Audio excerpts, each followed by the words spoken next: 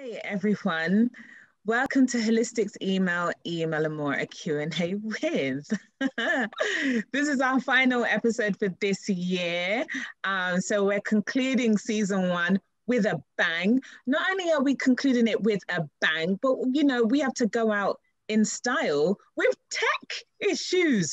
So our lovely Cass is unable to join us for tech reasons, but hopefully we'll have her back soon. Today we are discussing deliverability, and I have some amazing people with me today. I have Tim Watson from Zetasphere. Tim, give us a wave. Hey, hi guys. There he is.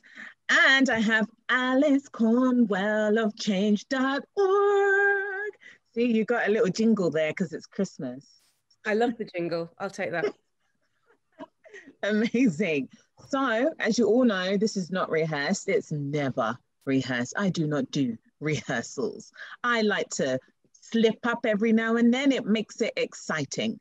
And you guys that are watching, you get to ask us your burning questions.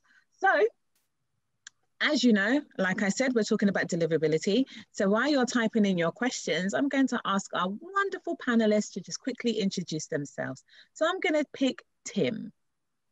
Oh, thank you. Yeah, hi, Tim Watson. And I've been involved in email since about 2004, both from sort of client side and ESP side and as a consultancy side. I've done a lot of email and found out a lot of stuff over the years. Yeah, that's what I do. Great. And Alice? Hi, I am Alice Cornell. I'm Director of Email Deliverability at change.org. Change.org is the world's largest platform for social change. We've got 425 million users across the world. We're in 17 countries. We're sending quite a lot of email. This is actually the first time I've ever been client side. I've done a lot of experience working at ESPs. I've done my stint at Return Path, as so many of us have. Wow. I mean, I started in electronic messaging back when it was fax and telex. That makes me feel wow. You don't look old enough to be in the era of fax and telex, so don't worry about that. But it's really nice to have you guys with us today. And as you know, I'm Adiola, Senior Consultant at Holistic Email Marketing. And we also have Kath's lovely picture there. And Kath is the CEO of Holistic Email Marketing. And she would love to be with us today. And she's trying her absolute darn hardest to be with us today so that she can jump in on this wonderful topic, which is deliverability. So I'm going to kick off. Oh, is that Ryan? Hello, guys. Hi, Ryan. Look at that, we have a guest. We have Ryan, who's posing as Kath Pay. Yes, I'm not Kath, but I've been asked to play her on TV. Oh, exciting. Well, you both have blonde hair, so I see, There you go. She's much better looking. The casting has been done very well. I love this choice. So, there we go. Ryan, why don't you introduce yourself to everybody so people can understand why you say you're Kath, but you're not really Kath. My name is Ryan Phelan. I'm the co-founder of Origin Email, an agency here in the States that helps companies with all kinds of stuff on the email side. Kath called me and said, hey, we have a blackout on the island and I need somebody to come and fill in for me. And so I have her log in. And so that's why I'm here, to pretend to be as smart as Kath, which ain't going to happen, but I'll come close. It ain't going to happen, but we going to try. We going to try. Exactly. That's right. Okay, right. This is exciting. Okay, great.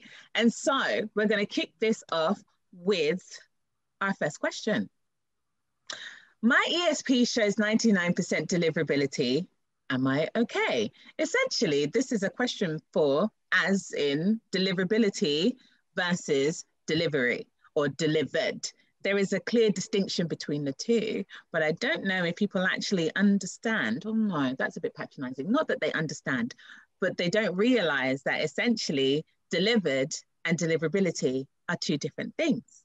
So who would like to, we have Phantom Cath back. Who would like to kick this off?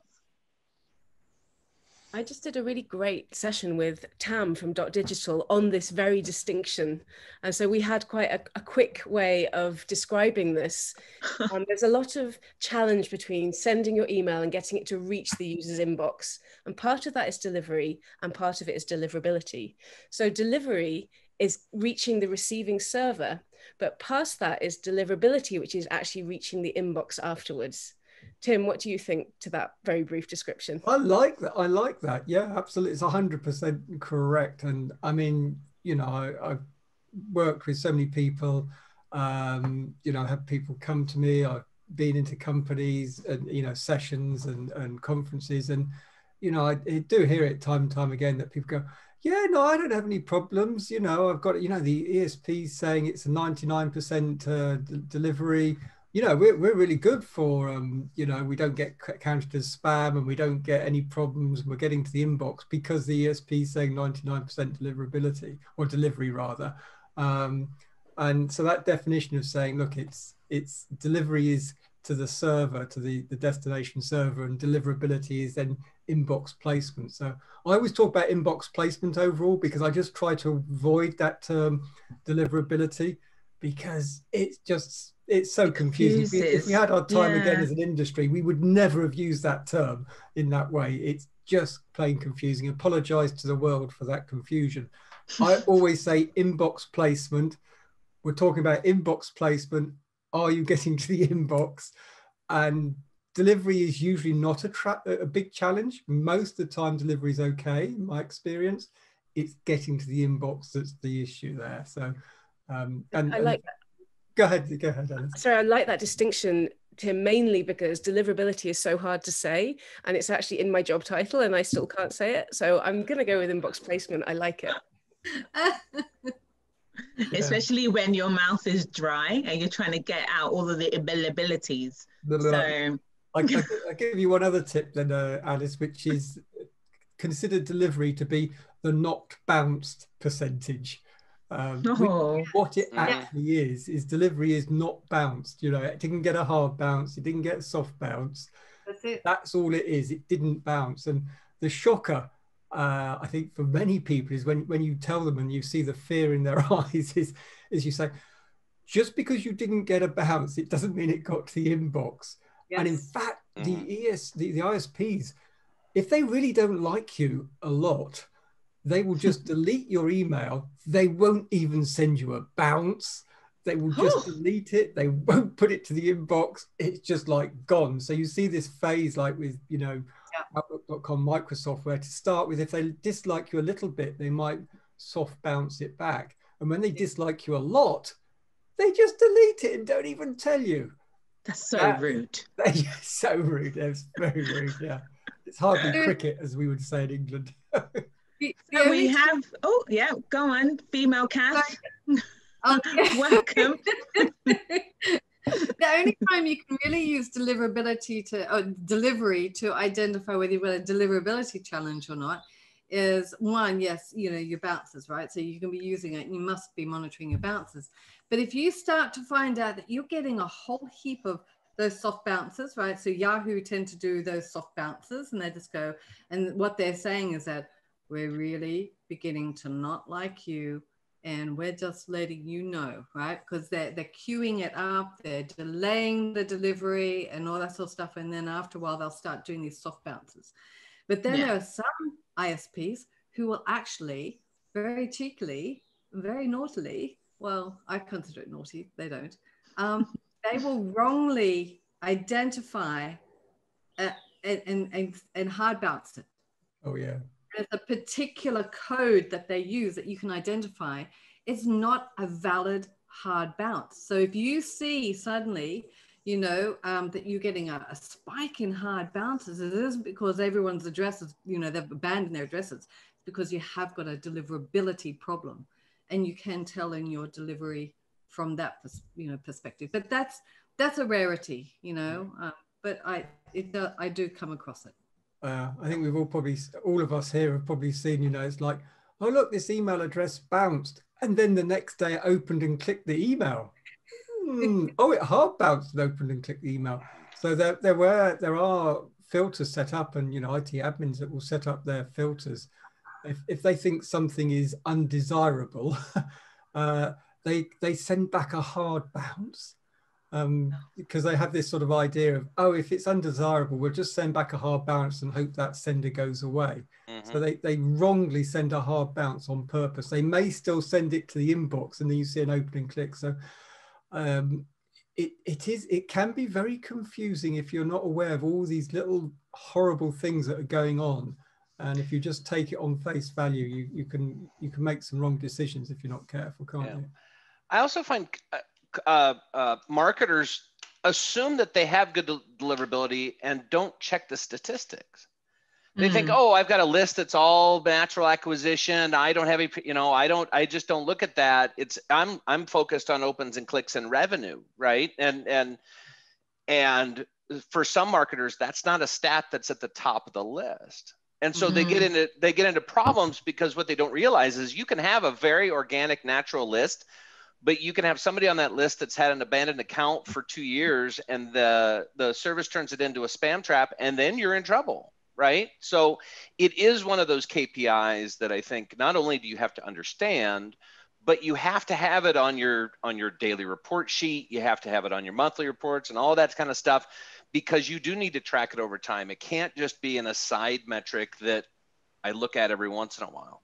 Yeah.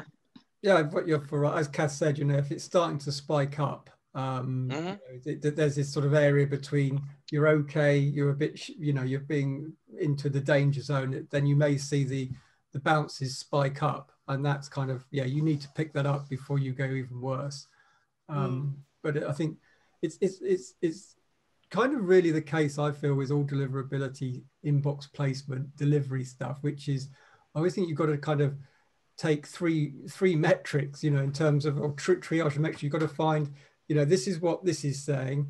The open rate's doing this, the spam rate's doing that, the bounces are doing this, and you've got to actually look at several metrics and combine together to get up a full picture. I never take a single data point as being indicative of something. You have to look at multiple data points, and then work out what the story is between them. So there's definitely science, but there's kind of a little bit of art as well around there. And one of my favorite ones, which is, I don't think it's used that often, but I tend to lean on it quite a lot, for giving me a heads up in advance, right? Is the time for delivery.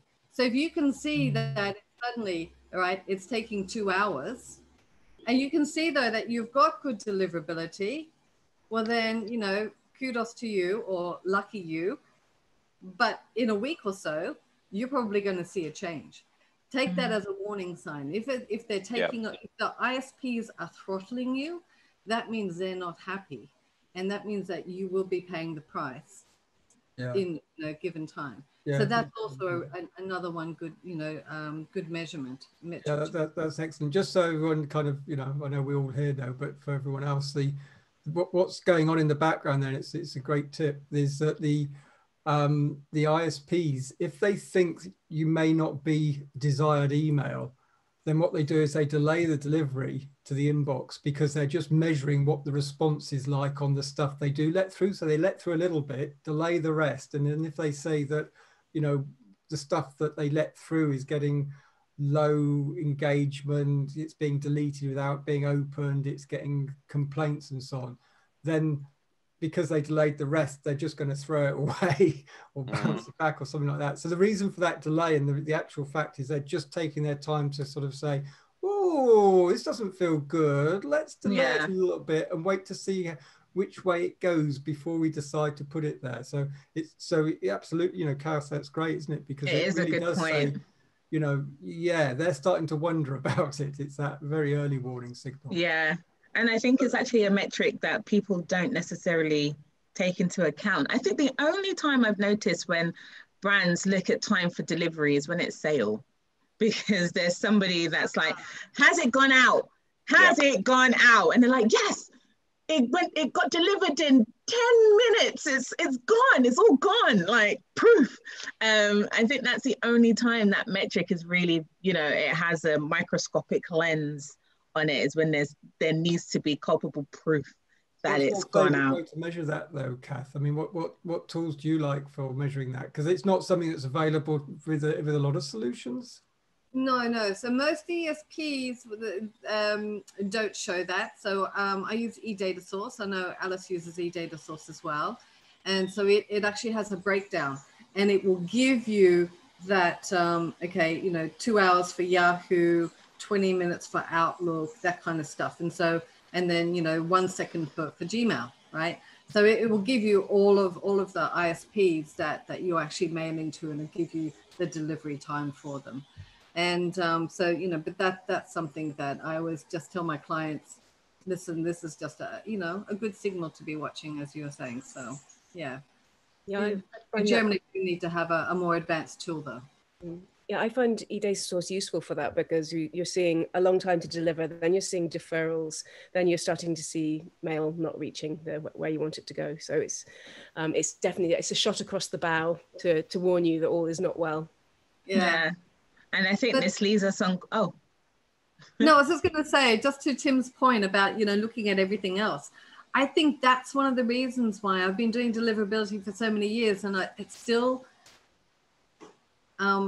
excites me, because it's like you have to put your Sherlock Holmes hat on. Yes. Right? And you have to be putting it all together and going, oh, yeah, but, sort of watching those signals and interpreting and everything like that. So, there is no, as Alice will attest, there is no one silver bullet that you can say, that's it. We've got a huge, big deliverability problem. Or not only that, here's the solution. Because identifying that you've got a problem is one thing, but then coming up with solutions is another thing. But we'll save that one. Exactly. Yes. So that actually brings us on to the next question. Who has responsibility for deliverability? Is it IT, ESPs, or the marketer? That's anybody can take. Oh, is it Kath? Kath 1, Kath 2. Which Kath was it? Kath 1 or Kath 2? The Kath with the deeper voice. If you own your email program, you own it all. So the responsibility for deliverability is on the part of the marketer, and your job is to farm out responsibilities and tasks to your team and to your resources, and to be a leader, right? Which means surround yourself with smart people, let them do their job, but you're in charge of it. You can't put it off on your ESP. You can't put it off on Gmail. You can't blame it's your program. You get all the successes and all the challenges. Mm-hmm. Yeah. I completely agree. I think that Tam had a really good description of this. She said it's like, if you've got poor deliverability and you're going to blame your ESP for that, it's like swapping your gym because you're not losing weight. Right. Right. You've got to do the work, and you, as I completely agree, you're in control, but in partnership with your ESP and with your IT and with all the other people. They're there to help you, but really you're making the decisions that are going to influence whether you reach the inbox or not. Yeah. I love that. Swapping gin to lose weight. That's great. I'm going to keep that one. I'm stealing it, definitely. Definitely, if you're on dedicated IP address, it's 100% yours. If you're on shared, there's a little bit that the ESP contributes, right? Because they're meant to be managing the reputations. They're meant to be managing the loads, right? The load balancing and everything, so the volumes aren't peaking. But they're also meant to be putting together, and this didn't used to happen. Back in the old days, you could be a great sender and you could be accidentally just in a batch of a round robining with a bad, batch of IP addresses with other bad senders, but you're a good sender. That doesn't happen so much nowadays. The ESPs are really on top of this, and they tend to send or bundle up like senders with like senders when you're round robining, right? So therefore, if you're on a bad sending, round robining of IP addresses, that's probably because they've determined that you're not doing the best job that you could be doing. So again, the onus then comes back onto you. And if that's the case, then you need to pick up the phone and say, what's happening here? I've noticed that my IP addresses, which are the shared IP addresses, are bad. They're red, they haven't got good deliverability and everything. and they'll say, well, that's because we've put you in with other like-minded, senders. And you say, okay, so what can I do to be better? Because it's up to you. Mm-hmm. Yeah. When people are talking about changing platform, and they sort of, usually if they're saying we're just changing platform because of deliverability, I usually go, probably that's not that isn't a reason to change platform. First of all, it needs to be something bigger than that, because there's a good chance that it's not going to make any difference whatsoever. But if you are changing platform, then I usually would advise people to try and run a campaign which you split over the two, like a split test, and you run the campaign with half the audience, one half, just to check that you aren't moving from one place to another place. And because I've seen it where a brand will move platform, then like 12 weeks later, their results aren't as good. And then there's a great big bust up and real bad, bad attitude, and gets very tense, because suddenly it's like, well, we moved platform 12 weeks ago. That's why things are so bad now. But there's actually 10 other things have changed in between. And because there was no measurement made, there's no clarity around exactly where that problem was. And it's too late to do that. So because, that accidentally, they didn't use the suppression list when they moved it across. They forgot to add in the previous bounces. And that's, so and then suddenly there's a big bust up between, your vendor and your brand, and it's not pleasant and it's not constructive. No. And it's also quite hard for people to then troubleshoot at that stage, because they've been brought on under the premise of moving ESPs. We will help you alleviate those pain points that you had previously. But I'm sure probably that ESP hasn't also done any form of due diligence or background work to help that marketer get to a point of understanding, so that they can see where the issues may lie. But this, unless somebody else has something to add. I was just going to add one thing, Adiola, because I think it's really important to note that if you don't change your sending behavior, your problems will follow you. It doesn't matter where you are. If you don't make that change, your problems are going to come with you, and they may come out 12 weeks later or 3 months down the line. But if you don't improve, you can't escape the effect of that.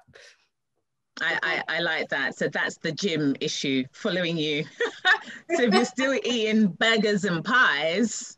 Oh, well, yes, exactly. So we can improve on this, Jim, because if you eat the same diet, so if your campaign's the same, your activities are the same, your data's the same. So if you don't change your diet and you move, it's still not going to do it. So, whoa. We have two Cass. We have Cass with straight hair. We have Cass with beach wavy hair. The male Cass has gone. He may reappear. Oh, there he is. It's the holidays and FedEx came and needed a signature. Oh, okay. Love it. Playing musical chairs. Yes. Yes. Swapping places. But no, I totally agree. And I think that gym analogy works so well for this. Who would have thought? So yeah, if you take the same mentality, same diet onto a different platform, i.e. gym, the results are more or less going to be the same. So yeah, I really do love that. And it kind of brings us on quite smoothly onto this, because, I think there are a lot of brands that encounter deliverability issues or have come across deliverability, but don't really know what the causes are, and essentially how to even resolve, where to begin to look, to try and troubleshoot. And as Kath Wavy Hair said, being Sherlock Holmes and going through, all the different data points and seeing, where are those issues? What's causing this? So, esteemed panelists, please, will you let us know what are the 3 most common causes of deliverability issues? Anyone can take this, feel free to jump in. I'm singing Ella because it's Christmas. Whenever anyone asks this, I always want to say data, but I don't think that's actually entirely true. It's just really, really important. I would say that the 3 most important things are authentication. So making sure that you are proving that you are who you say you are. You've got SPF, your SPF record, and you've got DKIM. And if you can have DMARC, even better, more and more important these days. So you must have your mail authenticated, otherwise you're just not going to reach the inbox. Yeah. The second thing is acquisition, how you acquire the addresses on your list, making sure that you have consent, they're opted in, that people are expecting to hear from you, that they want to receive your mail, they're receptive to it. And thirdly, data hygiene, making sure that you keep your database clean and not sending to people for too long, or and making sure you keep your housekeeping up. So you clean out any addresses that aren't valid or are out of date or are non-responsive. I think for me, those are the three things. There are more, but those are my three keys. She's picked the good ones, hasn't she, guys? Yes, she did. She took all the good ones. She did, didn't she? Job That's why she went first. She said, I'll take that one. I'm going to disagree slightly, though, because Controversy, we love it. I kind of agreed with Alice's first answer of data in that, yes, absolutely, you need to get your technical setup right in terms of DKIM, SPF, DMARC, you know, get the reverse DNS and everything. That has to be right. It's a minimum thing. It's actually not that hard to get it right. And most of the time, you know, if you've got a decent technology ESP platform or IT department or whatever, it will be right. And if it isn't, it's really simple to get it right. So in my experience, it has to be right, but it's rarely the issue of a problem because it's rarely wrong. And actually, yes, the problem does come down to more the data side, the email address acquisition side, you know, and people doing it. And I mean, I had one recently, you know, someone talked to me and they like, yeah, you know, we've been going along fine for ages and everything was great. We were very happy with results. Oh yeah, we acquired a new company, acquired a company. We merged them in. They had a database. Yeah, everybody's smiling now. You know what's coming. And so we added their database in, and you know it was all supposed to be good data. And things haven't been too good since then. And you know that's what can happen. You know they built up a really good, strong data. They've been careful with how they were acquiring data. They've done the hygiene, all the things, Alice, you said. And then they added in this pot of stuff which they had no idea the history. And you know, of course, they've been told that it was all fantastic, beautiful, squeaky clean, well looked after. And we, you know, and it wasn't, clearly, because the results showed it wasn't. So Right. yes, the technical side, you've got to get it right, but it's rarely the actual cause of an issue in the real world, because most of the time it is got right. That's so, yeah. I'm agreeing and disagreeing, Alice. I like that though. Controversy. I think it's good. Yeah, spices things up. Yeah, no, and I would actually call, instead of just, I would expand it, just, which is basically what Tim was saying, and call it infrastructure setup, right? Because there's a lot of other things too. I've had clients who have had deliverability issues, and this is when the ISPs start to get really nitpicky. As soon as they have a little red flag and they go, "Ooh, I'm going to keep my eye on these guys because they're, you know, a bit sus," right? Then they start delving, and they will go in and have a look. Do you have an abuse at address? Do you have a postmaster address? Things like that. And then if you don't tick all of the boxes like you should be, that's when they will really go, okay, do you know what? We don't like you at all. Whereas at least if you have all of those in, you know, in place, you stand a better chance of just having a little bit of a glitch rather than a major deliverability issue. Would you say, Kath, that it's that those are the things that someone should have set up from the beginning? Is it an imperative thing to set up, or would you say it can wait later on? No. Right from the beginning. Even have a listing on abuse.net as well, which is where you put your postmaster at address and your abuse at address. So all of those little things really need to be ticked. And I've had clients who have thought that their DKIM was set up, but their DKIM wasn't passing by almost 50%. So there was a glitch there. So, and the same with DMARC. So I've had clients, you know, and turns out their DMARC is set up, but it's actually passing everything. So it's as, you know, which what you tend to do is when you set up DMARC, you set it up so that it doesn't stop anything. You monitor it to make sure it's working, that it's, you know, you're seeing everything, and then you set it up to actually sort of what's the term I'm looking for? Quarantine, and then if everything's looking good, then you set it up to fail. But in this case, they had it, you know, set up to pass everything. So it was they said, but we've got DMARC just set up. accepting all applications. Pretty much. So they had a phishing problem, major phishing problem, you know, and that was affecting their deliverability. I think I agree, you know, the point really I was making is that yes, it can happen. Most of, you know, 90% of the time that isn't the problem, but if you're delving into we've got issues, it always is like you've got to check out the foundation, you've got to check out the fundamentals to make sure those things are right, because otherwise you'll spend a lot of time and energy and then find out, you know, down the line, because it's relatively straightforward to check those things through. So, you know, it's just my experience is 90% of the time it's not that area. I've certainly found cases where it has been. And I know, can I tell a little story? Actually, one of my favorite weird things, which was a real world problem. Someone was like, we keep getting, you know, blocked by this filter system. I just call it Filter X for now. And I, you know, it's kind of, that's a bit weird because actually everything's, you know, the technical setup looked okay. It was all really good data. It was mostly not bulk send. It was mostly, you know, triggered transactional. It's like, this shouldn't be happening on this type of data. It's never, you know, this just doesn't happen. Oh, I got a bit blurry. Yeah, what's going on there? My autofocus, there you go. My autofocus defocused me. And after a little bit of digging and quite a bit of analysis, you know, this is what I found. Absolutely 100% guaranteed this was it.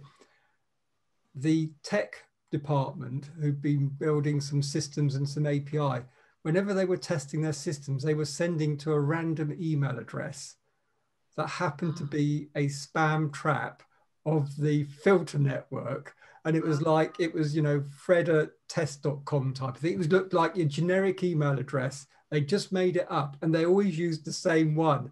Every time they hit it, they got like a 48-hour suspension because they kept hitting it and they just picked us, you know. So never, when you're doing tests, use an email address you own or one that you know goes to a safe black hole. Don't email fred@yahoo.com or anything else because you're going to get yourself blocked because it's a spam trap. And it absolutely happened. And it was, I was like, you can't have a deliverability problem because your data is beautifully clean. It's like, oh, the tech team is sending test emails and they're causing you a block.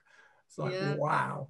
And that is such a good point, though, because you don't necessarily have visibility on what the tech team are doing or the IT team are doing. At times, a lot of the new builds, APIs, whatever it is they're doing, are not always related to, you know, the email channel. So that's actually a really good lesson there. And it's a good thing, I guess, for our viewers to also just kind of, you forget that, you know, other extensions of the business can have an impact on you if they're all sending emails, whether it's via a test or not. There's an impact on your database. So that's actually really good. I love that. And it not for them. Like 2 emails, you know, literally it's like, you know, 2 or 3 test emails, bam, another 48-hour block on that filter.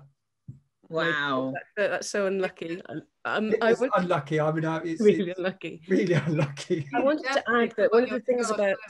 Oh, sorry, Kath. No, I was just saying, he definitely put on his Sherlock Holmes hat to search that one out. I know. I was so happy when I found it because you just like, as you say, it's like Sherlock. I've solved the case. Yeah. Now pay my invoice. Sorry, Alice, what were you saying? I was going to say that one of the good things about DMARC implementation is it makes you really understand what mail is being sent in your name. Yes. I feel really lucky at change.org that we send all of our mail from one domain, makes it really easy for us. But if you're a large organization and you've got lots of different departments sending email, then it's sometimes hard for the right hand to know what the left hand is doing. And DMARC really makes you get your ducks in a row, as we would say in the UK, and get a clear understanding of what mail is being sent in your name, and making sure that you have authentication on it. Yeah, for sure. Very good point. I wanted to ask a question of Ryan, because Ryan, so I mean, Alice, you do it for change.org across everything, all countries. So you've got US, you know, and Tim, I know you've got clients in the UK and in the US and beyond, as do I. And Ryan, you do too. You're mainly in the US, though, haven't you? So, Correct. So, I mean, do you guys find a difference in deliverability within different countries? Like for us, we find quite a lot of differences between the UK and the US. And so gotcha. so for me, with you just being more US oriented, Ryan, you know, you've probably got more of a challenge, whereas we kind of, because I think I tend to learn from other countries as well. Would you? Yes, in my prior job, I worked for a UK company, so I had both the UK and the US experience. But my career has been primarily domestic. I will say that there's two things. There's one thing you guys forgot on your list, which was the major cause of deliverability problems is executives making goofy requests of marketers. Yeah. But the big difference, Kath, is that in the US we have greater problems on the deliverability side because we have no privacy law or enforceable email law to constrain those executives or those marketers or those practices. And so as a result, Gmail may treat European senders very differently because there is a base of privacy and protection than they do in the US. And so that's the biggest difference. And we see things across the board, right? From, you know, I've been at a company where a block list provider shut down the entire range of the ESP, right? Because of one sender. I've seen senders upload lists that are 10 years old and think they can send to it without telling anybody. I've seen some really goofy stuff go on and some blocks and some actions that just are unexplainable to logic, but it's because there is no governance over here. So do you find because of that deliverability is a bigger issue, that there are more brands that have poor deliverability? So I know I've had the pleasure and joy of working with Kath and being able to assist on some deliverability cases, and I've never seen some shocking ones. Usually they're still in a good 90, maybe 80% deliverability. So still a very nice, sexy number, but needs a little bit of improvement. But in the US, do you see some corkers? I mean, think about it this way. At prior big retail companies that I've assisted with, their lists aren't like 100,000. They're like 30, 50, 60 million people. Oh. And they average, and so we're working with those huge value. I mean, when you talk about sending an email campaign, it's like 7 days to send out an email campaign. And so you have prioritized, but if you think about it, the average retail list is 65 to 75% inactive. So on a 50 million size email list, you've got a lot of people that are inactive. I think in the States, there's a greater responsibility for the marketer to have ownership over what deliverability means, what do these stats mean, what are my practices, what's my governance, all the things that you guys have talked about. But there's a greater degree of education that needs to happen, and many of the big senders not only have ESP teams working on deliverability, but they have internal teams that are working on deliverability, and they have a consultant that helps point them in the right direction. So the infrastructure in the States, I think, is more extensive because of the size and because it's just I mean, I've been at companies where a block has happened on a specific IP for that company and the executives come unglued. And it's a mess. I had one that was over Black Friday once. That's a disaster, right? So that's really, really interesting, because it is when I first brought Easymail over from Australia, I had a choice. Do I move to the UK? Because the reason why we brought it from Australia is because I could easily access decision makers within Australia. Really, really easy. And this is back in the day where, it's like an ESP was a new concept. So it was so easy to sell to them. But what would happen is they'd say, oh, we're not the chief decision maker. We have to go to the head office. And the head office is either based in the US or in the UK. And so we went, okay, well, we want to be where the decision makers are, because the decision makers were saying, great system, we love it, we want it, but we want someone who's in the same country as us, right?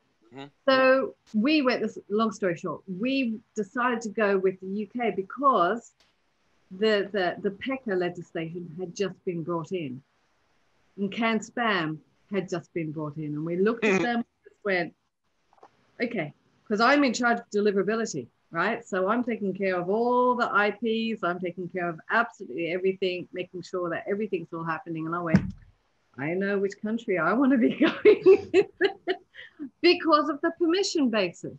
Yeah. So yeah, it is. It does make a big, big difference. And I think from your case study, Alice, you were on last week at Deliverability Summit. You were saying that each country's got different, like they manage permissions and everything differently as well. Is that correct? Well, yeah, it is different, of course, Europe to the States or to Latin America. And as the States have new legislation, state by state, my goodness, we're going to have our work cut out for us there. But I think that when it comes to whether deliverability is different, overall our deliverability is pretty much the same. But what is different is the penetration of each mailbox provider in each country.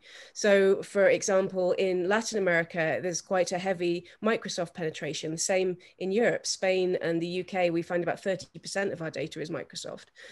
Whereas if you're thinking about Germany, then the biggest providers there are local German providers. And so that comes with their own challenges. And so the deliverability is different, but it's because of the mailbox provider makeup rather than because we're just one brand, of course, rather than a lot of different clients. But so our overall deliverability remains the same, but it changes because of the penetration of mailbox provider.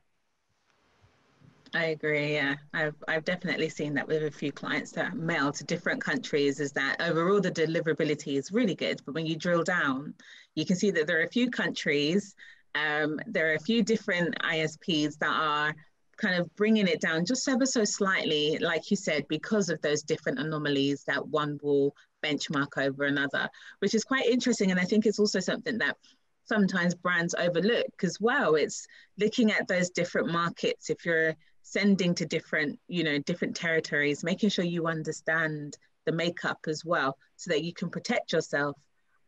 So really good insights, guys. Thanks.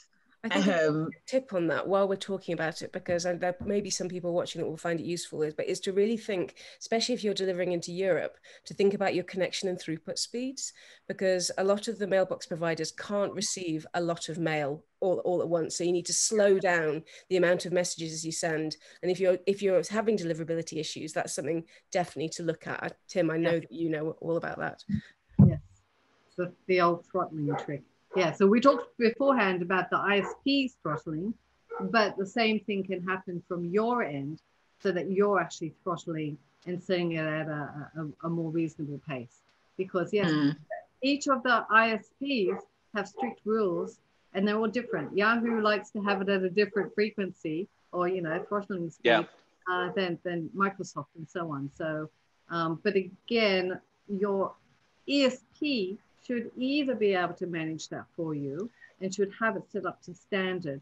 And if you are having an issue, then you might want to contact them and they can tweak it for you, right? Yeah. Some of the systems actually allow you to do it yourself. Yeah. And would you guys say that ESP, in my experience, will be, it's almost invisible to most people that this even happens, but at the back end, the ESP's infrastructure will be set up to back off. If it's seeing that there's a not getting connection accepted, then they back off and slow down, and it's all kind of very tuned, and a good ESP will be doing that. Hopefully yours will. And you know what? I don't think there's a lot of marketers that know what an MTA is, or what it is in the infrastructure, or all those kind of back end settings that the ESP controls. It's again one of those things that is beholden on the marketer to learn. You know, sometimes deliverability gets a bad bag, and as far as being boring and all that stuff. And it's like, no, that's a requirement for you to know everything about that infrastructure. Yeah. So Ryan, give us some insights for those that don't know. MTA, come on, what is it? Message transfer agent. That's right. So below, yeah, there we go. So below a lot of the existing ESPs, not the new ones. Some of the new ones have built their own MTAs or have a cloud service, but a lot of the ESPs sit on top of what's called an MTA. An MTA is when they take, when you hit send, the ESP is creating all the messaging and they inject it into the MTA, and the MTA is the thing that sends it out to the ESPs. It's the sending engine. Yeah. It's the sending engine. And so there are a lot of settings on that, from throttle to handling the bounces to all that kind of stuff, right? And so knowing what an MTA is, knowing how it sits, what MTA your provider is using, whether it's an install or whether it's a cloud, it again is part of the infrastructure that you need to understand. Yes, love it. This is just such juicy stuff.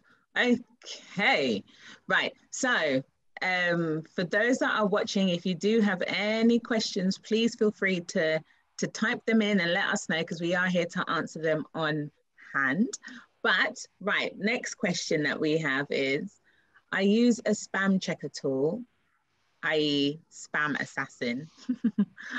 Are they useful and accurate if I pass it as a job? Oh, well, let's just say, are they useful and accurate? Should we be using things like that, such as spam checkers? What's your thoughts? And it's not necessarily a yes or no, but what are your thoughts on using tools like that, using spam checker tools?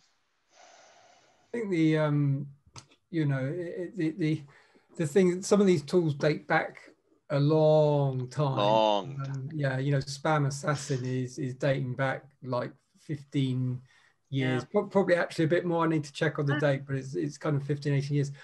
And things have changed. And unfortunately, one of the problems on the internet is things have a very long life. So there's lots of stuff circulating around the internet about, you know, spam checking and you know, spam trigger words and so on, that's kind of got some semblance of truth, but largely the world's moved on, and it's very much more dynamic nowadays as to how the you know, the Gmails and the Microsofts are deciding whether you're inbox or whether you're junk or whether you're delete and not tell anybody, and things like, you know, spam checker solution X and Spam Assassin this and that. They're very, very, very crude. All they're doing is a static check of what words and HTML you've got. And it doesn't reflect what actually happens in the real world anymore. It was roughly okay 15 years ago. But, you know, if you know, I'm not going to say don't do it, but don't do it and think, oh, well, I've done my job, because really it's, you know, it's very small value as far as I'm concerned. And again, it's very rarely, you know, would you solve a real world deliverability problem by going, oh, look, your score 4.5 on this, that's your, it's like, yeah, whatever. So I go, you know, it's like, I really can't, you know, but not really that useful is my, most of these spam check tools are really not really that useful. Certainly those Spam Assassin and static rule-based ones, they don't reflect the real world. And what frustrates me the most is, I think they give people a false sense of security, that they think, you know, and that hurts me, because it's like, these people are, you know, they're good people, they mean well, they're trying to do a good job, they've used something that claims to tell you all this wonderful stuff, and you know, it's rude. It's rude. It's you know, it's that. So there we are. Anyway, Tim is very passionate about this, as we can see. He's for the marketer. totally agree. I've been doing deliverability ever since I had email, so 20 years ago, right? And back in the old days, as I refer to it, we didn't have authentication. So the best way that you could, the way that they were actually, the ISPs were gauging whether you were a decent email marketer or not, was the phrases and the words that you used. And that's why spam assessment was really, really relevant. I can remember there's one client, I'm literally going through and I'm testing different phrasing and everything because they had properties in Spain, which was big red flags, right? So this was so long ago. But then authentication came through. And, you know, that the words and the phrases play a little part, but generally only if you are a bad sender. That's when it will, you know, affect you. If you're a good sender, I mean, Ryan and I were watching a webinar the other day, and the lady said, don't use the word free. You know, yeah, don't use the word free in the subject line. Thank you. And so, you know, this is the kind of thing of what Tim was just referring to. The world has moved on. Yes, back then, 18, 20 years ago, you can't use free. But nowadays, if you've got a good reputation, if you're all fully authenticated, you've got a good sending strategy, and you're not doing huge big spikes and setting off other triggers and alarms and things like that, you can use the word free. Heck, you can use it in the subject line and in the body. Woo, woo, you know. So yeah, so spam assassin, don't put too much weight on it. I agree with Tim. Nice. Okay. Do you know what? Actually, that's brought me on to a question. There are, Kath has, this has just been thought of based on Kath's answer just now. What would you say are some of the myths when it comes to deliverability? So when Kath was saying, you know, you can't use the word free, I do remember back in the day sending things in caps, you know, like don't have capital letters in your subject line because you'll be put as spam. So what other myths do you, I mean, I know that's not actually a myth, but what some myths do you guys feel like this needs to be debunked now? Oh, well, I've got one. You knew I would. Tim's straight in there. Oh yes, I've got a whole list of them. Give us some of your debunked myths. So this could be interesting to see what everyone else thinks. The image to text ratio one. Like you've got to have enough images for the amount of text and so on. So there's a small amount of truth in it. And yes, it's Email on Acid did some interesting testing around this. And they basically found that as long as you've got the odds, I think it's like 120 characters of text in your email, of you know, actual readable text, then actually the rest of it really didn't matter.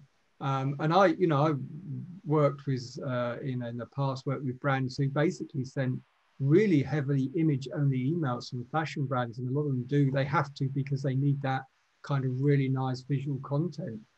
And they were just not getting deliverability problems. And everyone around me was saying, oh, you got to get your text to, you know, email text to image ratio right.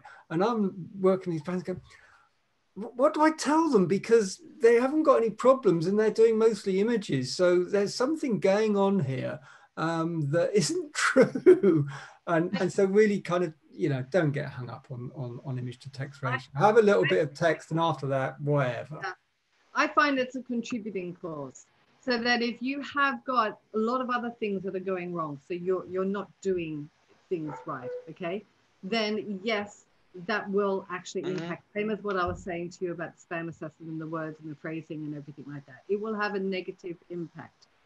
But if everything else that you're doing is right, then you know, the ISPs do give you a bit of grace because you're ticking most of the boxes, so they're okay with that.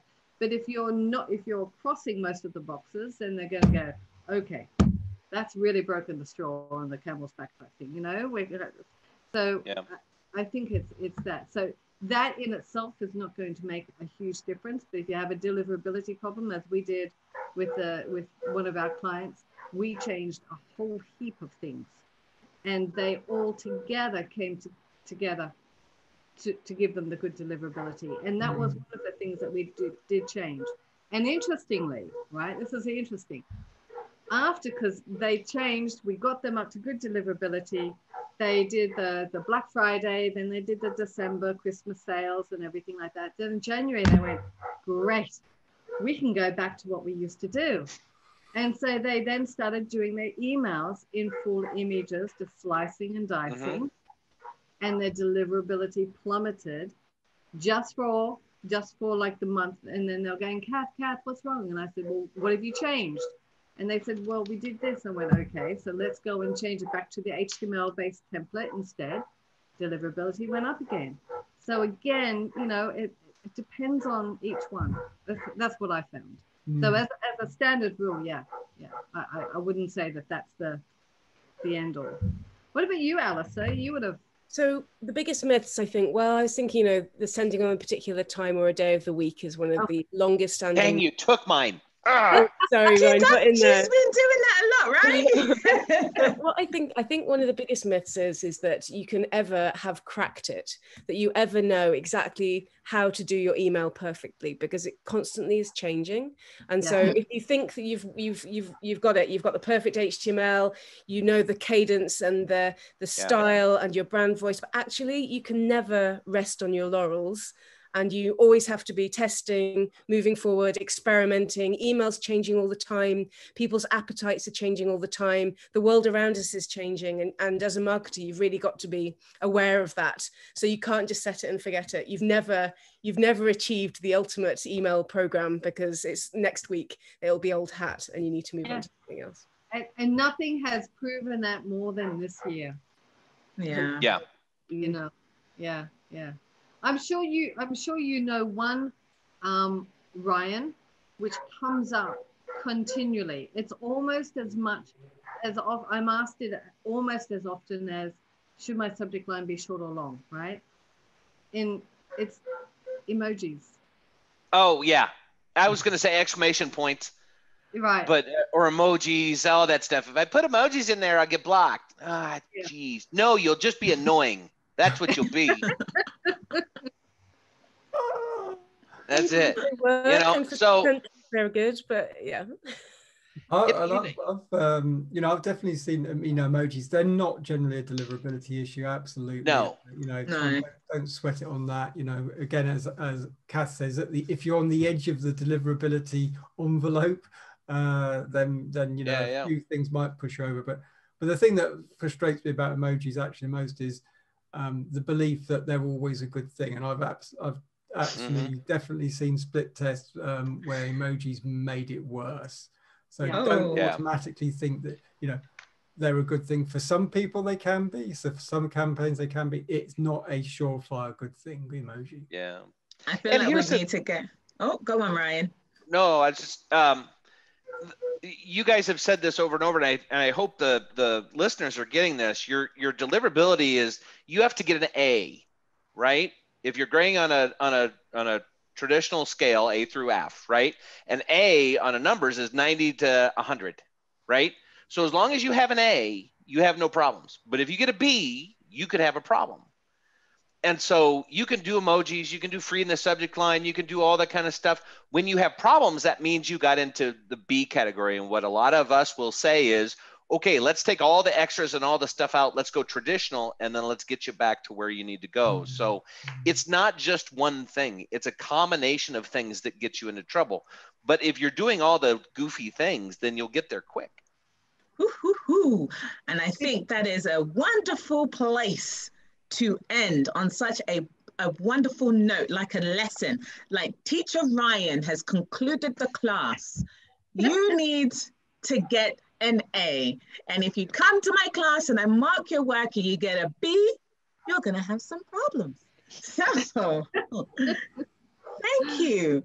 I love this lovely conclusion. But unfortunately, we've actually come to the end. We've spent an hour chitter-chattering about deliverability. It's gone so quick. And I want to thank everyone today for attending our event live, and to everyone that's going to be watching later on demand. Hey, what's up? How you doing? I hope you enjoyed this lovely webinar. This, like I said at the beginning, is the end of season 1. But we'll be back in February. We will be back in 2021 with more amazing panelists. And hopefully these guys are going to say yes to joining us again in the new year. And massive special thank you to you guys for joining us today. Thank you so much for your time, and thank you for your knowledge and for sharing your expertise with us.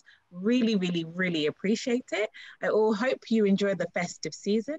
And if you want to catch up on previous emails and more, you can find us on YouTube. You just have to search email &more. I don't know why I've been singing so much today, but I'm in a jolly mood. So you can find us there. You will actually note that I have several different hairstyles from the start of Email and More to the very end. I always change my hair. So yep, have fun noting how many different hairstyles I have. And we'll see you in the new year. Thank you. Bye. Thanks, everyone. Bye. Thanks, everybody.